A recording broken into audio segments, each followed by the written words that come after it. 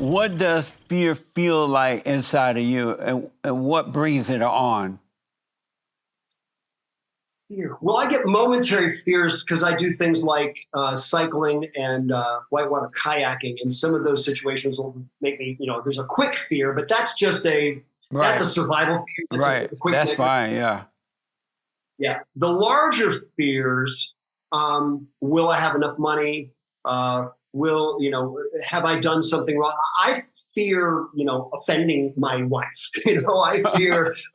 So I fear like doing something that would, I fear doing things that are dishonoring of people. That's more of the fear that I feel. And when I feel that, it becomes, the antidote to that is usually me putting all the pieces on the table and being, confessional and vulnerable and transparent about things. Amazing.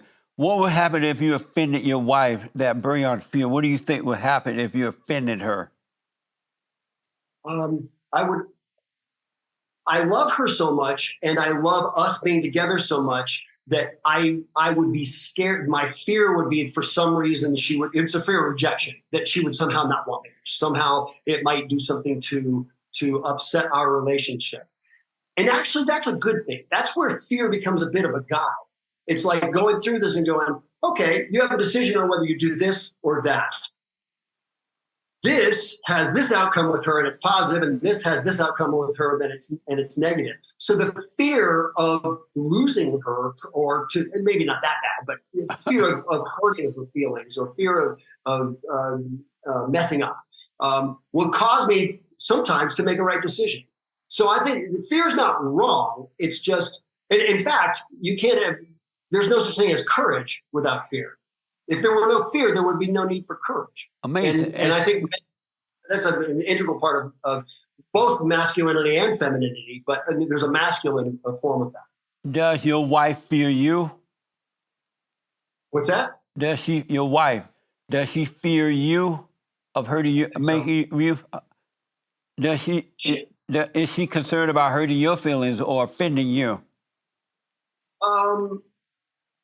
I think she has. I think most people who get along have some level. It's not a huge fear. It's not like something where you're shaking or you're, wanting to run away or those kinds of. It's not that kind of fear. It's more of an inner guide.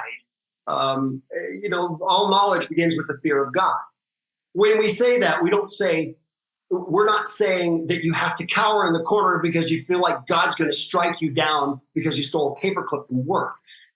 What that is the word fear and the word reverence had the same meaning at that time when it was written that way. And so the fear kind of goes with a reverence and a respect for the beauty and the value of what's in front of you.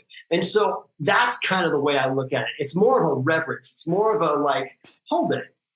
I love her. Therefore, I want to honor her with what I do. I don't want to disgrace her or disrespect her. Does she offend you at times?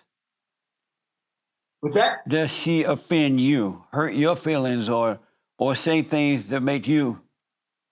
There have been a couple of times. Luckily, she and I, this is both, I hadn't wanted to be divorced. I ended up getting divorced from my first wife. And this is a second marriage for both of us. And we both absolutely love spending time together. We love being together, and we have almost no bumps in the road. And the few that we have, we don't allow to last for more than 24 hours. We've really kept to that. And so, yes, I think we both do, but luckily we get along so well that it doesn't really come up. Is she older or younger than you? She's younger. She's younger by a lot. She's 20 years younger than me. Oh, okay. Nice. Yeah, when I told my son, I told my son and my daughter that I was dating someone, because she's the only one I dated after divorce. When I said I'm dating someone, and he asked how old she was, and I told him, he said, "Huh? Dad still?" Are you the head of your wife? We do take the biblical perspective on that. So yes, in the sense that I'm the spiritual leader of the family.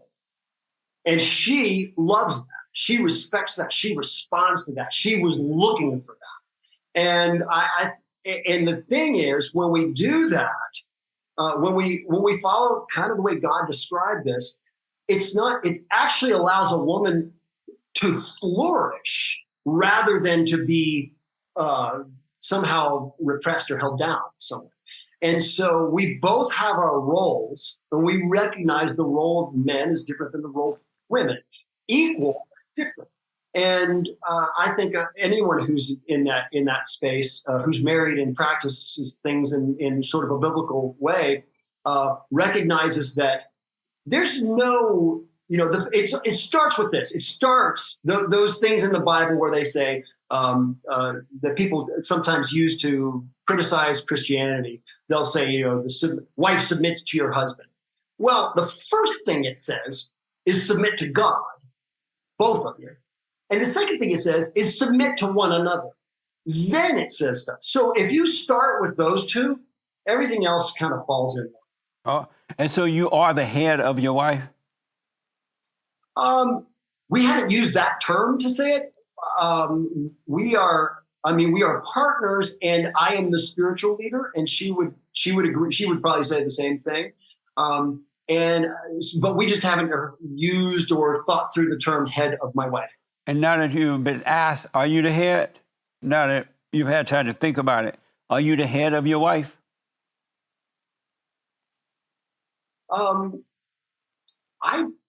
It depends on what the definition of being the head, like the leader of my wife, in that sense. I'm sorry?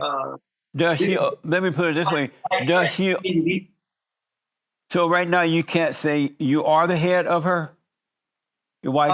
I'm trying to get the definition of head. The head of my wife, meaning like the leader of my wife. I am the leader of our family, yes. But how about your wife? I guess so. I guess so. We just haven't used that term, but I guess so. Does she obey you?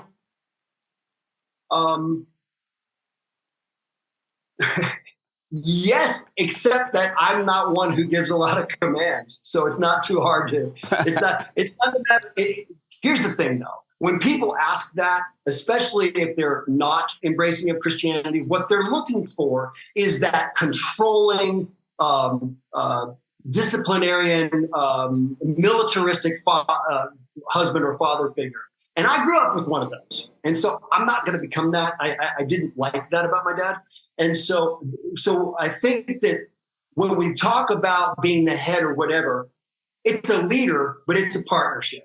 So yes, ultimately it would go to my decision, and she would default to that by her own choice, not by my saying anything, because I wouldn't do it that way. However, what we find is when you have things in right relation, they work, and you don't have a repressive or a negative relationship or a negative reaction to things. Does that make sense at all? I'm black and slow, so I may have missed it. And so I asked, does she obey you? Did she say yes or no to that? I said, I don't give enough commands to really know that. I don't. We work it out in a different way. Here's why. I don't want to be the guy who says, do this.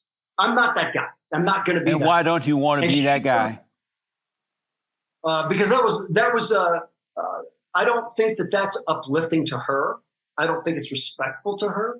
And it's not respectful to who she is as a human being, as God's child, and as a woman.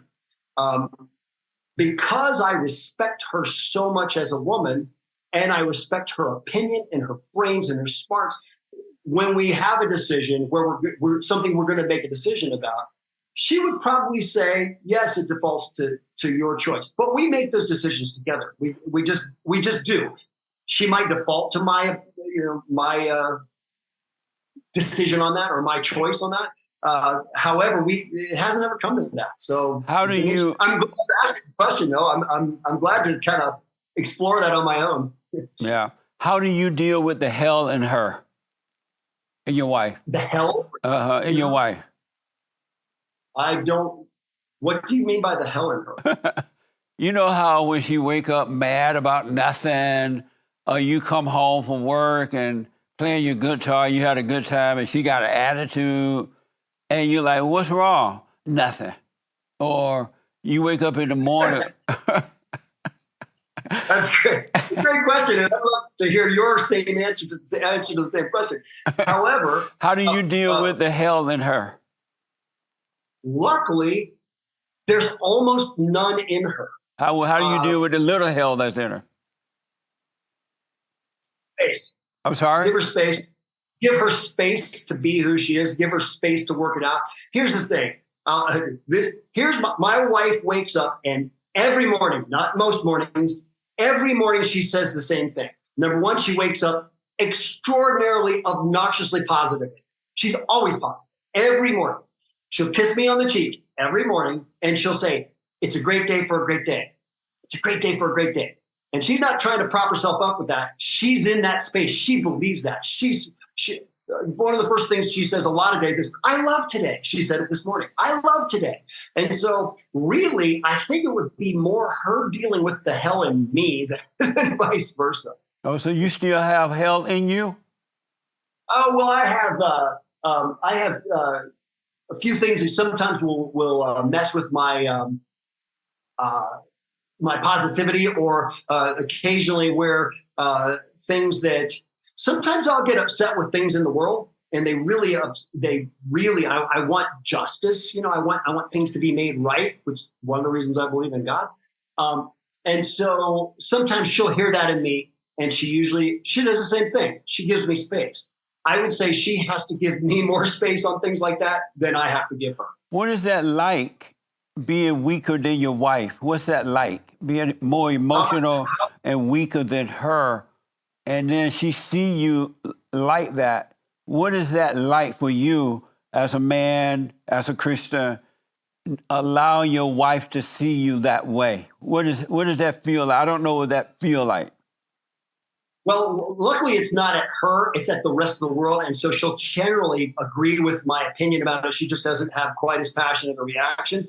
And I don't consider it weakness. What we're talking about here, I mean, if we want to get into the discussion of manhood, I believe that we are called to be providers. We're called to be protectors. We are called to right wrongs in the world. We're called to confront evil. And so I'm talking about things where it's me looking at the world and confronting evil.